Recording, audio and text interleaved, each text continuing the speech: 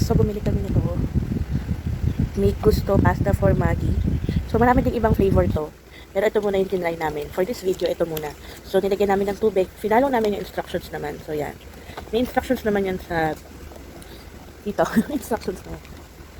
So yan. So ganito lang ito. Wow. So magandang breakfast siguro. So tikman natin. Tabang. Tabang. Kung hindi ka sanay siguro sa lasa ng o kulang sa cheese. Parang gano'n. Kulang sa cheese. Siguro kung mas marami pang cheese, medyo okay. Pero kung gusto mo naman ng medyo hindi ka masyado ma-cheese, okay na rin. Marami naman siya eh. Mukha lang siya konti, pero mukha naman marami. Ayun guys.